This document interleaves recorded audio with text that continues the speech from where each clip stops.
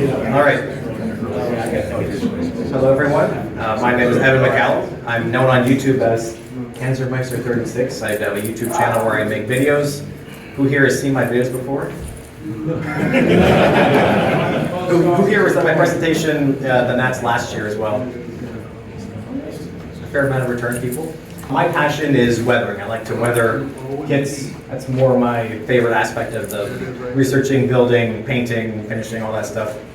And I find that with my projects, if I ever end up with a shelf clean, it's usually because something happened during the painting or weathering where I didn't know what to do next. So I'm calling this presentation Armour Weathering with Confidence, because I find that having some confidence with what the next step is and how you can apply each technique and painting product you have can help you not mess something up or lose motivation. I have a bit of it's a procedure. Now I don't want to say that every model needs to be painted the same way, because then your models are all going to look the same.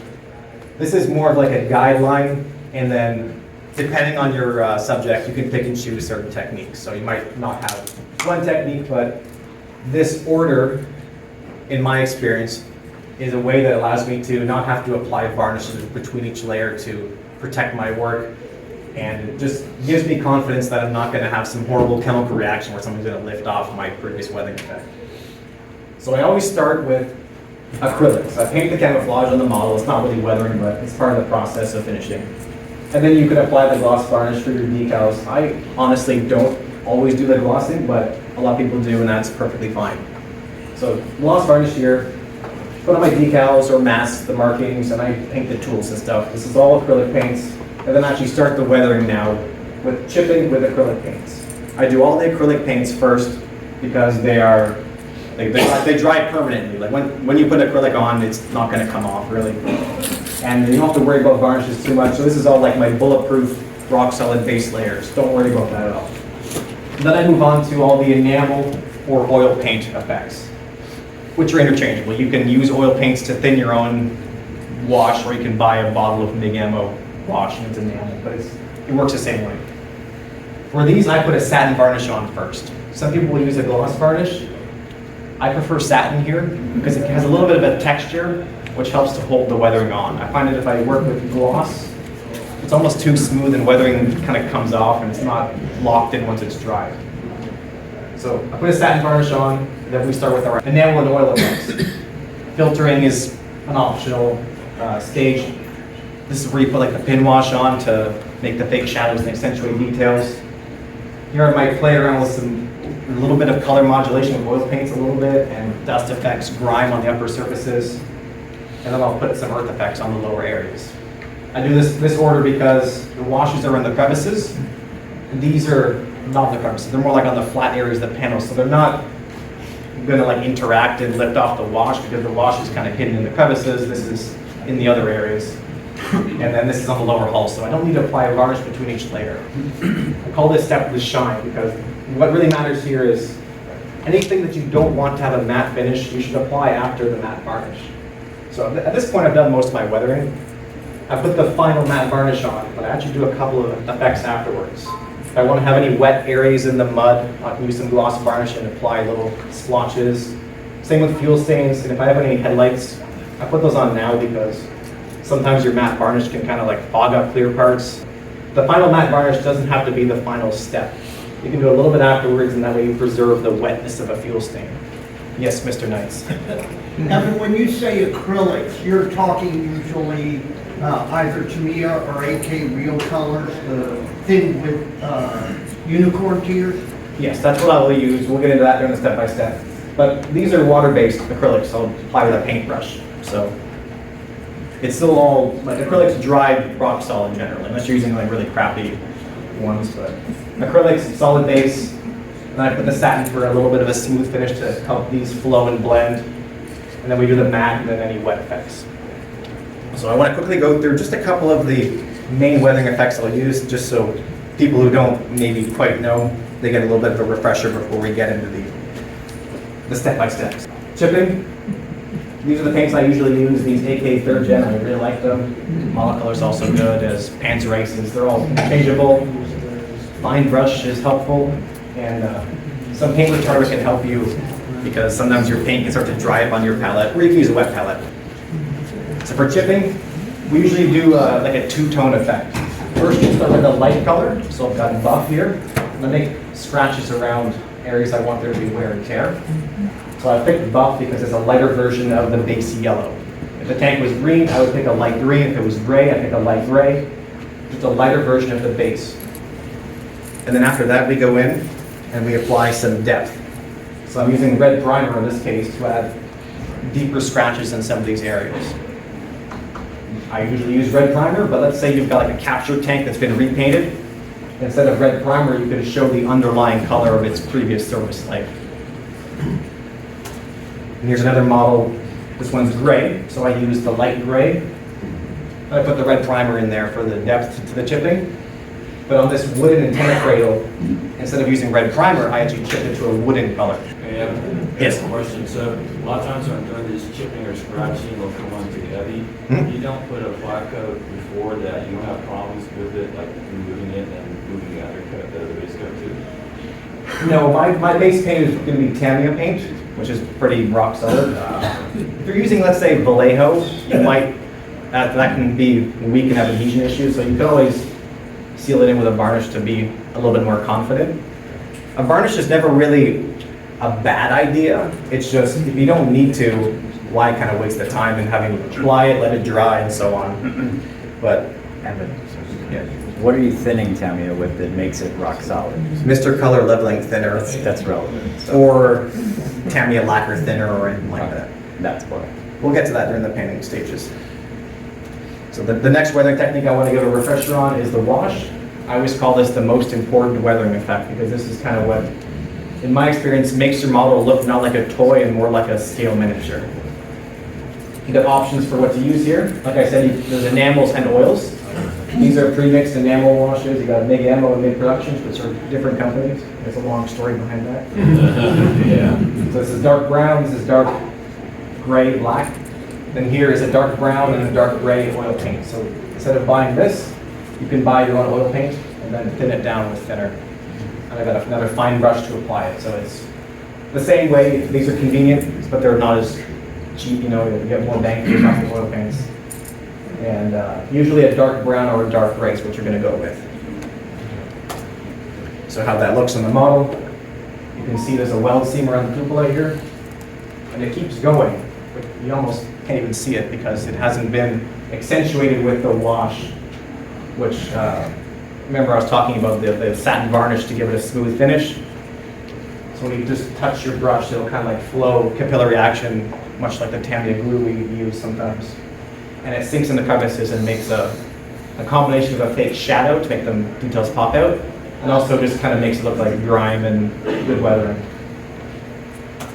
So here's the same tank on the back. You can see how the fire extinguisher, you can see all the details on it. The edges of the tread pattern, the rivets, and everything jumps out as like a detail and makes the model look, like I said, more like a scale miniature, not like a toy, which it can before the wash. Another example, just the same thing, but this is gray, so I apply the wash and all the rivets are much more visible. I missed the beginning. Did you say the card deck is available for this seminar online or somewhere? I am filming it now, so this will be up on my YouTube channel if it turns out Thank you. with good audio. Otherwise, we won't speak about it ever again. I'm going through these a little bit quick because I want to get to the whole step-by-step I've got on the weathering procedure. So now here's something I'm going to call oil modulation. No, I'm not a huge fan of color modulation to the extreme, especially when you airbrush it. I like to do it now with oil paints because I can be very subtle, much more controlled. Airbrushing can be scary, especially if you're doing fine work, and if you mess up, it's a lot harder to fix it. If I do this color modulation with oil paints, it's pretty easy to do it, and also if I mess up, you just wipe it off with some enamel thinner. So here's the products. These are just oil paints. Big Ammo oil brushers, and these are the Apatite lung paints. You can also use artist oil paints. How do you like the oil brushes compared to the regular tube? I find that the tube that they're in is very gimmicky, with like the built-in mascara brush thing, but the quality of oil paint is really good. So I don't actually use the applicator. I use the applicator to put it on like a palette, and then Yeah. I use a fine brush to actually put on the bottom. Yes? The oil expert by VMS, I saw that out in the vendor room. Yes. What is that, how is it used? It's the thinner, it's an optional thinner you can use instead of enamel thinner. And it is supposed to make the paints dry faster and more matte. I haven't done any experiments to test that, but it seems to work pretty well. And it also doesn't smell nearly as strong as some of the enamel thinners that we can get from AK, MIG Productions, MIG Ammo and everything. So it's definitely a good product. I use it fairly often. So how this looks, I've done like a little bit of a glaze. You see the lighter green there that was there, and same thing. I don't do a lot of it, like I said, because I don't want my model to be super punchy and forced contrast all over the place. That's not my style, but a little bit of subtle graduation between the darker yellow here to lighter yellow here as well. It's very subtle, but I do a little bit of that here and there to make the details pop out, and it kind of works with that dark wash you can see here as well. You don't have to do any of this. Like I said at the beginning, this is a guideline. If your model doesn't need chipping, you just skip that step and move on. If you don't want to do this, that's fine. You just move on to the next step. Again, same thing I'm talking about here. I've done a little bit of lighter green on these anti-slip panels here, and here, on the top there. But I don't do a lot, because if I did that everywhere, it'd be a waste of effort, because look at all the dust effects from the model. That would really knock that down. What did you use for masks for that? Did you make your own, or is that Ambient tape, purchase? cutting with a knife. So that you did make your own? Yeah. Now these things are pretty, like these are the Ukrainian Bradleys, and they're doing it with probably like cardboard boxes, so it can be a little messy. So yeah, there's no mask set available yet for that. All right, dust effects. Again, you can use oil paints, or you can buy the pre-made enamel product, much like the wash. Same kind of thing. I like to work with oil paints most of the time. So the way I do my dust effects is pretty similar to the color modulation, where I'm applying little hints here and there. So I'm using a dust colored oil paint. I apply little splotches here and there with a fine brush.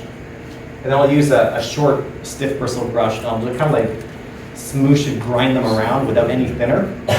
And then the result is you can get like hints and fades of dust effects. You can see that down there for sure. Got some more photos here. So the roof of this vehicle here. There's dust effects, and it's also a little bit varied, because the way I apply it with that fine brush and then I blend it, you naturally get a bit of variation based on the splotches you just kind of randomly put. And it looks like footprints and other good stuff like that. With effects, this is a continuation. So we have the same products we used for the dust in the upper areas, but I'm going to add something to give it some more volume. Something with a bit of grit to them, or this actually has Satin grass in it, but you can combine that with the colors of these. These are very thin, they don't have any texture, and you can get the accumulated dirt effects on the lower areas of the tank. So here I'm applying a whole bunch of that. This is the medium density mud splashes enamel. Stick it up in the crevices under the wheel wells here. I kind of almost streak it down a little bit already. You prefer enamel or acrylic? I think I like the acrylic more, because once it dries, it's done, and I can put stuff on it. I don't worry about it reactivating, because the next step is going to be using some oil paints here. The same ones I would have used on the upper areas for like dirt. I can put them in here to make it look a bit damp. And theoretically, that could start to reactivate that enamel texture. But in my experience, it doesn't, because I'm not using a lot of thinner on my brush to blend it. It's almost just damp with thinner, and you just kind of spread it out. So the acrylic can be a little better, because it dries and it's not going to move. So when you put the oil paints on afterwards, you don't worry about it. Same thing here. This model has less texture, but it's just got a little bit here and there. That's my acrylic texture paste. And then I've got dust effects and some streaking effects here with my oil or enamel dust and dirt effects. And then the final step in my process, so now I would put the matte varnish on, and then we put on any wet effects. So I can use either just straight up gloss varnish and put it on with a paintbrush to make wet areas, or you can buy any of these convenience products. Again, I've got all the brands, MIG, other MIG, AK. And then, Wilder's not really available anymore. But my point is that they're all interchangeable, right? It doesn't matter which one you buy, it's just a different company. So the wet effects, you can probably see there's some wet streaks here compared to these more dry looking ones. They're catching the light a little bit in my photo. I would also put a little bit next to the snow, some gloss varnish or something to make it look like it's kind of soaking into the mud. And this tiger is the same. I've got some wet grease and fuel. Like I said, I have fuel here, coolant here. And then there's the wet effects here where there's some splash and some waters come down. So these are all, like I said, after the matte varnish. And they're not going to get worn off because they're in such small areas. Don't worry about that. Pretty What good. do you use for the snow? Let's go back. I use the Wilder Snow, which isn't helpful because you can't buy it anymore. It's an acrylic, it's almost like acrylic mud paste, but it's just white. And it looks pretty good. Some of the snow products you can buy are not very convincing, they're too thick. But there's the AK Interactive Micro Balloons. I think you can buy that, and that looks pretty good. Steve Hustad's here, he uses that all the time. His presentation's after mine actually, so you might see that there. All right, so I'm gonna go through a full step-by-step on weathering this thing. We're gonna go through the whole procedure, and I've conveniently put the process here so you can kind of follow along with what step we're in. Again, don't just apply this blindly to any model. Your model might not need heavy earth effects, so you just move along. As I keep saying, this is a guideline to help you know what you could apply next. So this is my model we're working on. It's a Chinese amphibious APC that's kind of like a semi-fictional thing. And because there's like putty and primer and plastic rod and resin and photo etch everywhere, I will prime it, an overall coat. So I'm using Mr. Surfacer 1000. The mahogany is kind of cool because it's brown. You can also use the black or whatever other primer you want to use, but primer is a good idea to make sure that your paint's adhering really well, not going to give you any problems during your weathering process. You don't want your paint to come off the model. So I'm thinning it with the Mr. Color Leveling Thinner. This is a very good quality thinner. Now it's lacquer based, so it has obviously some fumes to be concerned about, so you want to vent it properly when you're spraying with that. So primer's on, and then we painted the camouflage. Now that kind of was a big jump, but I'm talking about weathering today, not how to paint a camouflage. So the guys can do that better than me. So, actually, real quick, Yes, so sir. you're using the lacquer thinner with acrylics? Yes, here, I'll show you the next step. No. So this is the same thinner, and I'm mixing it with, I used AK Real Colors, which are lacquer. The key is that Tamiya paints aren't water-based acrylics. Right. They're an alcohol-based. So because of that, you can put lacquer in there and it works.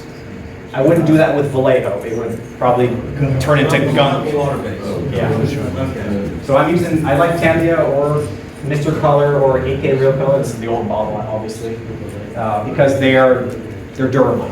I like to have a solid paint that gives me confidence, because if I had a paint that I was like, is it going to lift off? I'm not going to have confidence in my weathering process. These paints are durable. I put them on, I know they're going to stay on there. So I've just used these paints to mix my camouflage colors. This is a hideous Chinese marine camouflage, but I picked it because it'd be a cool challenge to weather blue instead of green or gray. Yeah, the techniques are the same, we just use blue colored paint for the chipping and everything like that. Did you use a mask? Nope, I freehanded that with my Badger Renegade Chrome, which is a detail airbrush. You can get more fine airbrushes than that. I'm not the world's best airbrusher. There's a little bit of overspray here and there, but it kind of gets hidden when you apply the dust effects anyways, right? I'm not the world's best airbrusher by any means. Looks fine in the photos because I made sure you couldn't see the mistake. My eye is suitably full. So we're still in the acrylic stage there. You can see now we're in the decals and details. We haven't even started actual weathering yet. So I put the decals on, not very many. Now some people will put a gloss varnish on. X22 Clear is my go-to for gloss because, much like I was talking about before, Tamiya paints are durable. I would thin this with Mr. Color Leveling Thinner again. On this model, what I actually did, I kind of cheated. I mixed this into those paints when I airbrushed them on, and that way they just become a little bit glossy. And that way I get a good finish that the decal will work well on.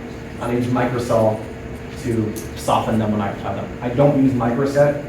It's just vinegar, as I proved in the video that you might have seen, right? I made a jar of pickles by pouring 12 bottles of microset in there and pickled it overnight. I just use microsol. It locks them down pretty good.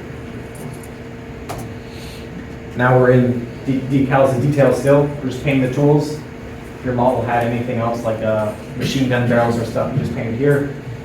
I'm painting wood. This is my base wood. This is my wood grain. This is my base for metal. This is a chipping effect on metal. I don't use metallics for tools. I think it's too punchy. So we haven't even started weathering yet, but we're getting there. Also, this is the thin piece of paper that comes on the top of the decal sheet to protect it. I just slide it underneath so I can paint without worrying getting on the base. Now we're going to actually start the real weathering process. Chipping effects. Remember, we're still in the acrylic stage. I know before I said usually we use 2 colors for chipping, a light and then a red primer. In this case, I used 3. Because I first mixed up a dark blue to match the base, and I applied that to the 3 camo colors. It seemed like they were getting worn away and showing the underlying base color of the tank. Now we're doing the real first stage of the 2-tone chipping. I use a light color. Remember, before I showed a buff on a yellow tank. In this case, our tank is a blue, so we're going to pick a light blue. For tanks green, light green, this is my highlight scratch for superficial damage to the paint. Yes? Are you using brush on your chips or sponge or both? Both. We'll get to that. This is mostly, I think it's the MIG Ammo Marta Kolinsky. It's like a red handled MIG Ammo. Those are pretty good. So I'm using those for chipping recently. Here's that brush. So the same thing, I'm applying the light blue to make chipping effects, and also where I applied that dark blue before, I put the light blue inside to have like that depth where the paint's getting worn away in a few layers. And then now we do the true second part of the 2-tone chipping, which is the red primer in this case. So I'm applying that only in the heaviest areas. I'm not putting a red primer chip inside every single one of these. It's going to go way overboard. I just do like the heaviest areas, which is mainly hatches. You'll see that my chipping location, there's no chipping here. There's not really going to be much going on here. The most frequent areas is going to be the hatches and how you get to the hatches. So it's down here, maybe over the side. And also not really much chipping on the hatch because when the crew's walking around in the vehicle, the hatch is going to be open most likely, so they'll walk around it, not on it. So here's the sponge. So in a few areas, especially raised edges, the sponge can be a great way to kind of cheat and get a nice chipping effect without having to paint it with a paintbrush all one by one. This is a foam sponge from packing material, and you just rip off a little piece, and its texture naturally looks like chipping effects. If you get a little bit of paint on there, kind of like dry brushing, get most of it off, otherwise you're just going to stamp a huge wad of paint on there. Get a little bit, and you can just touch it, and the raised edges, which would naturally get worn, will catch the sponge's texture and give you that chipping effect. So what I do here is I do the light blue with that, and then I do the red primer with the paintbrush so I can make sure it's inside the heavier areas. I don't do the sponge on flat surfaces because I think it just makes a repeating chip texture, but on the raised edges it looks random and it looks good. So now we have finished all the acrylic stages. I applied a satin varnish, which is the VMS Satin. The VMS varnishes I think are really good. I don't use their gloss for the decals, but I use their satin and their matte for sure. Do you know, does the Mr. Color leveling thinner tend to satin matte paint? It can, because it makes them spray more smoothly. It levels them down, so they can definitely be a more smooth finish, which can help with your decal application, especially combined with that X22 gloss. I might put like a drop or two in there and make that paint a little more smooth. All right, so now we're in the enamel and oil stages. The first step is washes. So I'm mixing my own wash with a smoke, which is a very dark gray oil paint. On a lighter tank, I would use dark brown. But if I use dark brown on a dark tank, it almost looks like red rust for some reason, because it's not dark enough. So I think this is almost black. I use this on blue, which I've never done before, but I use it also on Panzer gray for sure. Got my thinner there. You can also use that VMS Oil Expert to thin this down as well. I just did in this case. And I just mix up a small batch. I don't do like a big cup of it. I just do small batches here and there. That's just my style. You can mix up a big cup for your whole model. And I'm applying it to all the welds and the bolt heads and everything to make them pop out, as we talked about earlier. Fine brush, you go along this weld seam, and the paint naturally just kind of collects in the texture because of that satin varnish. You can also see the panel here is highlighted. I don't want to say highlighted, it's almost like shadowed, it's the opposite. And you can see the bolts here and everything are surrounded with a little bit of dark paint, which mimics either grime or shadow, a combination of the two. Now in some places, there isn't a nice crevice for the wash to flow through, like there is along the weld. So this pistol port, I just kind of apply the wash and it kind of spreads out a little bit. I want it to look like that, not like with this tide mark. So the reason why we're using an enamel or an oil paint is because it doesn't dry permanently. You can reactivate it with the same thinner that you use to thin it down. So after about 10 minutes, 15 minutes, I'll go back into any areas where there's tide marks.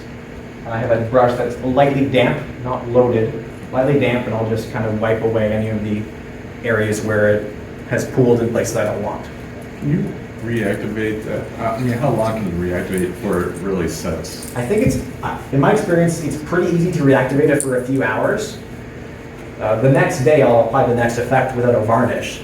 And if I really tried to, and I put some effort in it, like scrubbing a little bit, it'll lift it off. But if I'm just being careful and applying my paints, it won't reactivate it 24 hours later. I think the satin varnish might also help here, as opposed to a gloss, because it has a bit of that texture which can help hold that wash once it's, set in place. So here's the model with the washes applied. You got shadows around hatches and the welds and everything. This thing here is bent, I guess, makes the details pop out. Next effect. So we're still in the oil and enamel stage. So while the wash was giving us shadows in the crevices, my oil paint color modulation kind of thing is almost the opposite. I'm making highlights on the middles of the panels and other areas like that. So here I've got oil paints, the wilder white, and I've got some blues and greens for the camouflage colors. Again, if your tank is yellow, I would use a dark yellow and a light yellow, vice versa. Oh, and the brushes, this is important. So this is my fine brush for applying. This is my brush for the blending. I said earlier, a short bristled brush for the smooshing into the paint. This is called a 1/8 inch angular shader. So here I'm applying some of that blue. I've thinned it a bit, almost like a heavy filter. And so I apply a little bit, and within 3 minutes, I've got my angular shader brush, which is like a wedge, kind of. And I'm just, it's hard to describe it, but I'm just kind of like blending it completely dry, because the paint's only been on there for 3 minutes. If it won't move, you get this as dry as you possibly can while still being damp with thinner. Like, get the thinner on there and wipe it all off. There'll still be a bit inside the bristles, and then you can do the blending. So I kind of blend it away from where it is, so I got a lighter blue fading to a darker blue. Evan, does it matter what motion you use with the brush, either circular, or do you just go with the angle of what you It's want? almost stippling. Stippling, okay. Stippling, not aggressively, stippling and pushing it where I want it to fade to. This is the part where my YouTube videos will be helpful because you can actually see the motions I'm doing. So same thing here now with green. I want to highlight the edges of this panel as opposed to this area. Same thing here. And I'm not doing a lot of this because dust effects are going to cover a fair amount of the model. I don't want to waste effort. So that's it blended there. So this plate's a bit lighter than the area here. Same thing with this, is a bit lighter than that. The hatch is a bit lighter than the green there. I'm not going crazy with the color modulation. Same thing here. I didn't do any on the sides because it's going to be all dust streaks, but I did lighter green, lighter blue, lighter green on the pistol ports, lighter green on the bottom edge of the turret. And that's about it. I'm not going crazy because this is all going to be dust. I don't want to do something and then cover it up, right? So I probably spent like 2 hours doing this at most. All right, now dust effects. This is essentially the same technique, But instead of doing blues and greens, we're now doing dust effects. So we're picking a dust color. The first step, I'm actually gonna do some speckling, which is an easy way to get rain marks on your model. So I've got a oil paint here, a toothpick, and a small brush. This is the Big Ammo brass toothpick, by the way. Don't waste your money on it, it's not revolutionary. It's a machined brass toothpick. So I get a little bit of a thin wash of that dust paint on my brush, and I'm flicking the bristles with my toothpick I do one panel at a time. There's a little bit up there, I'll wipe that off in a minute. So I just speckle the model. Yeah. Yes? Question, so I've tried that effect, and a lot of times the dust speck comes out too heavy, like the drop. Is it because that's just a matter of having too much on the brush? Or? It's a combination of that, and also you're thinning it too much. The thicker your wash, the smaller the specks will be. And I'm also not having a lot on the brush. I probably, I kind of load it up in the wet blob of paint, and I probably try to wipe off like 2/3 of it. It's easier to do it in a few thin passes than all at once with too much, right? You can just do a thin pass and then go over a second time if you want more. So immediately after I finish speckling, I take a flat brush and I just drag them down. In the motion, that water would flow, and those specks, they become softer, and a bunch of them will turn into like rain streaks. Much easier than doing them all one by one and all that nonsense. Again, if you need to get thinner in this brush, get a little bit, but if you go quick enough, that paint will still be wet, and you don't even need thinner. You just drag it down and it'll go.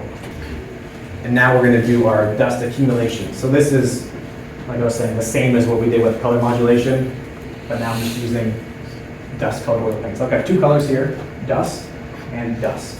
They're different, but it's two different brands, but they're similar enough I can get some variation if I pick a few colors here and there.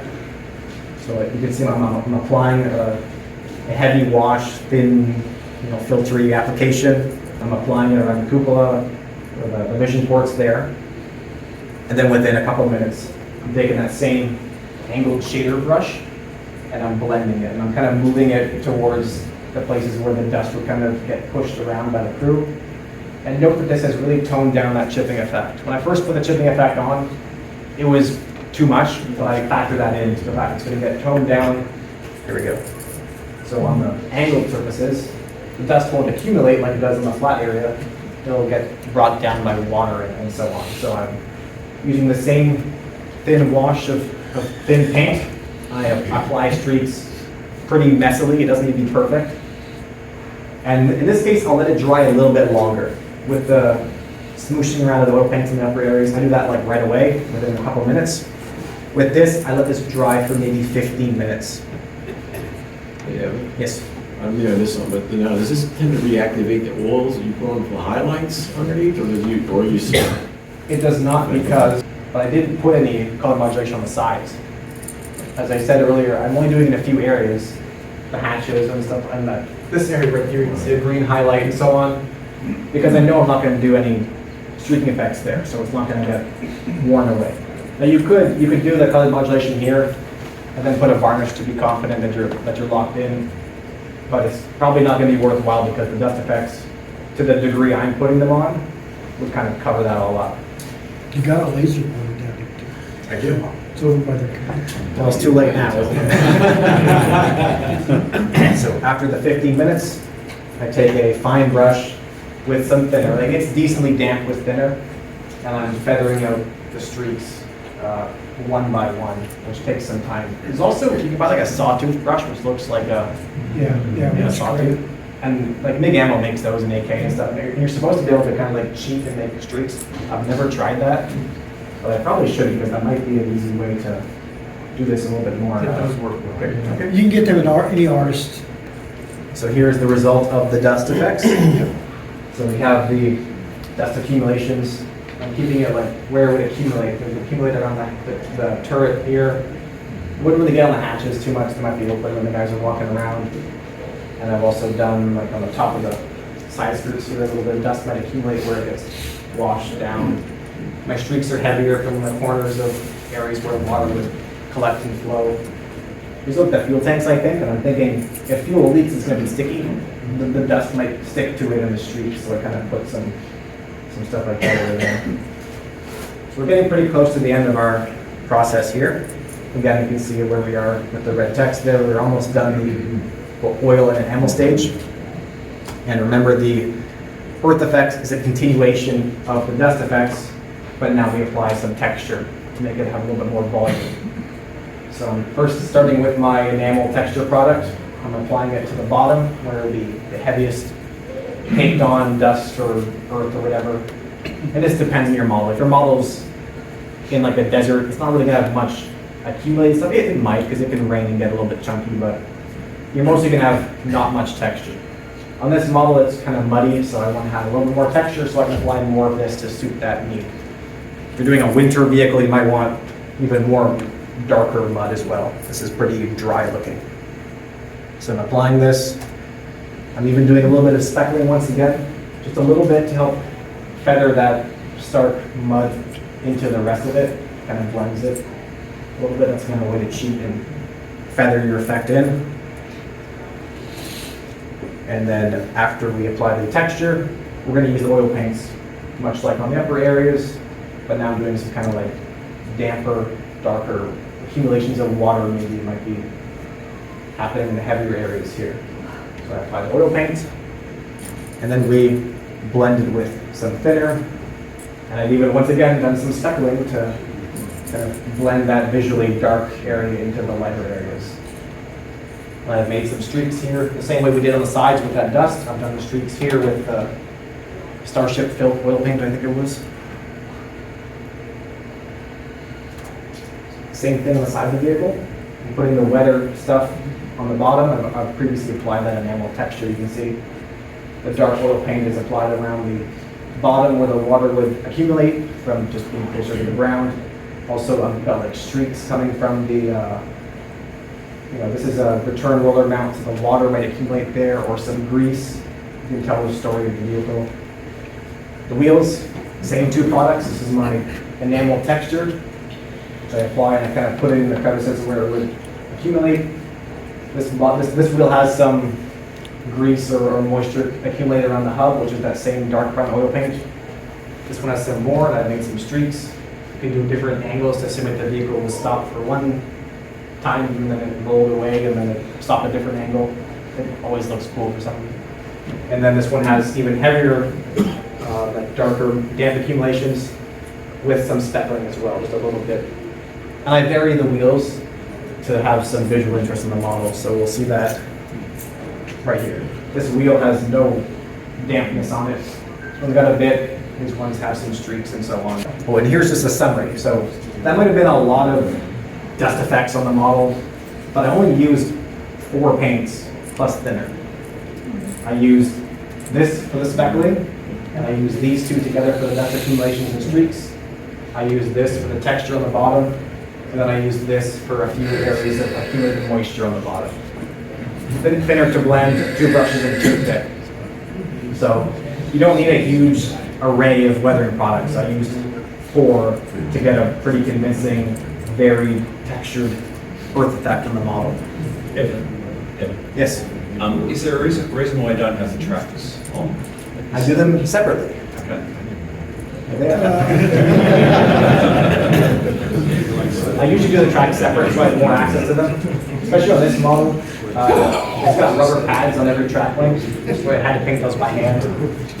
So I paint the tracks with a brick red, paint the rubber pads by hand, and I think I did a little bit of metal dry brushing on the bag ones.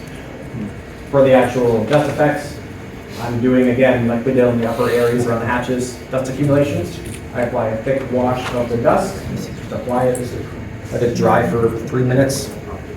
Use that short brush to just kind of blend it in. I did a blending in the motion of travel, and we got some variation of some areas are more messy than others. And then when I put the tracks on, I did same areas of damp earth, the same product we use on the wheels and the hull sides. Just a little bit here and there to give some variation. So again, you don't need a huge array of products to get a convincing effect. So here's the tracks on the hull front, and looks pretty good. They look visually unified with it in terms of the colors. So So what I've done here is I've applied the final matte varnish, not the final step. And then after I put the varnish on, I put on the headlights and these mirrors, because I want those to go on after the matte varnish, because I don't want them to get fogged up.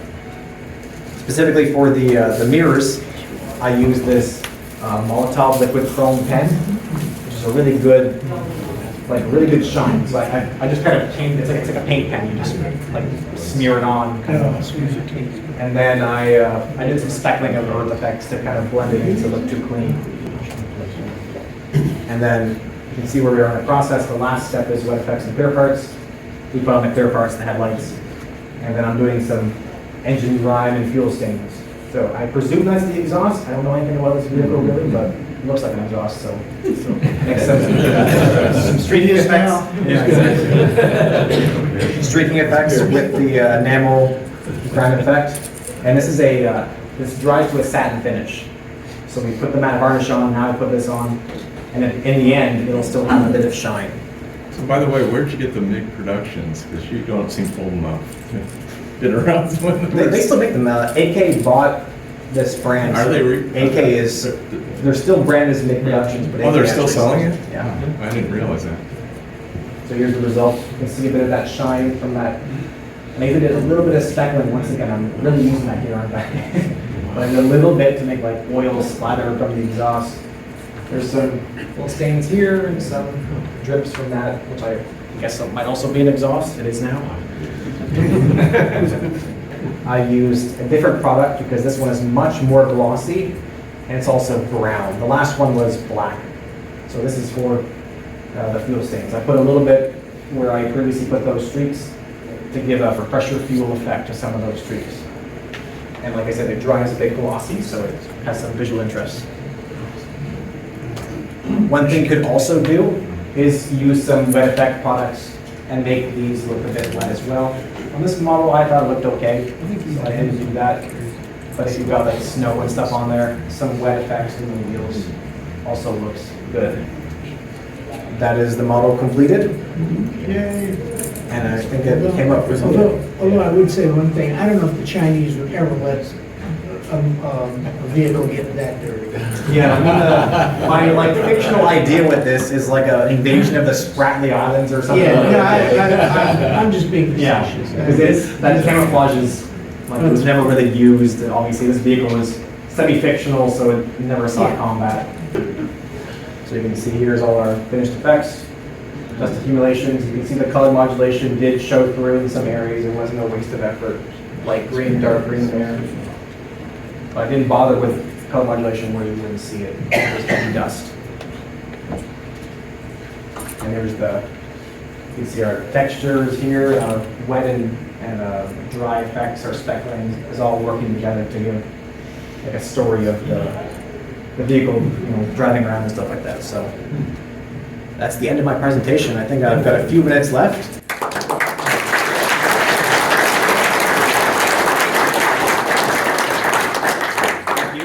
So I'll take questions about anything you saw here or anything else about leathering. Yes? Do you have to thin the matte varnish that you use, or do you spray it? That one I do not have to thin. It's pretty thick. Like you squeeze it out, it's pretty thick, but it sprays well. And it sprays wet. If you spray it wet, it'll level on and it dries. This one dries dead matte. The other one dries to a nice satin. The gloss I haven't tried. I used titanium gloss. Yeah, it's excellent. This is the VMS, Vantage Model Solutions, I think. Now I cleaned it out of my airbrush with alcohol or lacquer thinner. Right. If you need to thin it, you could probably use those same things. But I haven't had the need. So lacquer thinner doesn't affect it. It doesn't seem to gloop it up, no. At least when I'm cleaning my airbrush. That's a bit of I don't really care at that point, right? But it cleans it up really well. Michigan Toy Soldier. Yeah, they sell their stuff. Yes, okay. What sort of thoughts on weathering of markings? Markings? And not to be critical, but like we have you do a tiger tank that's Yep. beat the hell, but then it has perfect markings. Yeah, if it's beat to hell, what you could do is you could mask the markings and then do a hairspray chipping when you airbrush them on, or you could use a foam sponge and and like, get a little bit of chipped blue showing through or something like that. The dirt will go on the markings. Sorry? The dirt will go over the markings too. Yeah, so in this case, I just did lots of heavy streaking over the markings to make them look blended in, but depending on the level of finish, you can actually do wear and tear to your markings. You can have touched up markings so they repainted them and so on. Yes? Do you do anything with the clear parts after you attach them to blend them back into the model? I did a very faint wash of the same dust colored oil paint. I don't know if you can see that. Same dust we used for the streaking and stuff. I got a thin wash and I just tapped it because there was some like rings and texture on the light bulb, the lens. So that kind of made them dirty with the rest of the model. But I'm not doing much. You also saw on the mirrors on the inside, I did a speckling effect to kind of make them look a little dirty, but also preserve that nice shine from the Molotov chrome pen. Yes, sir. Did you, with color modulation on each of the colors, did you use like a lighter shade of the blue or lighter? Is that kind of what you did? Yeah, I just used a lighter version. I let the model itself be the dark. I didn't bother with the light and dark. I just do a little bit of the light. You can do the airbrush color modulation at the beginning, but in my experience, it's hard to know how far to go so that after you do all the weathering, the result is how you like it. You can either end up with it all gone, or it's like way too much and you gotta keep weathering and weathering. When I'm doing it about halfway through the process with the oil paints, I have much more control about how much I apply, and also I can, at that point I can tell how much to do so that it is subtle in the end. Yes? I'd like to make a comment on the brushes. If you want to do fine detail work, you have a good point. Yes. If you don't have a good point, you're kind of wasting your time. It's not going to give you a bottom line. You got to take care of the brushes. Clean them and use them real well. That Marta Kolinsky brush I used for the chipping, I think I showed it here. There we go. This is what I use for the chipping, and it is a good brush. The point is fine, and it's not $40, so it's a brush that is affordable and I think worthwhile. And don't point, don't skip the point, don't point it. Yeah, you're not stabbing it, you're carefully applying. When it comes to the enamels, I'm not using that brush. Enamel thinner can really attack the bristles. This is like a mid to cheap line artist. Like where I live in Canada, this is like the $4 brush in the store, which would be like $3 US. It's not dirt cheap, but it's good enough that I can apply my streaking effects, and then when the enamel thinner kills it after 2 models, I don't care. It's a very cheap brush. Yes. You clean them off with soap. Yeah, my fiance is a painter, and she has some special artist soap stuff, and I Brush the hand soap. and so With something like that. maybe we're getting scammed with the artist soap. Yeah, I try to clean them out pretty well, but I find the enamel thinner can attack the brushes over time, so I don't use it on my fancy brushes. Any other questions? All right, I guess that's it. Thank you very much.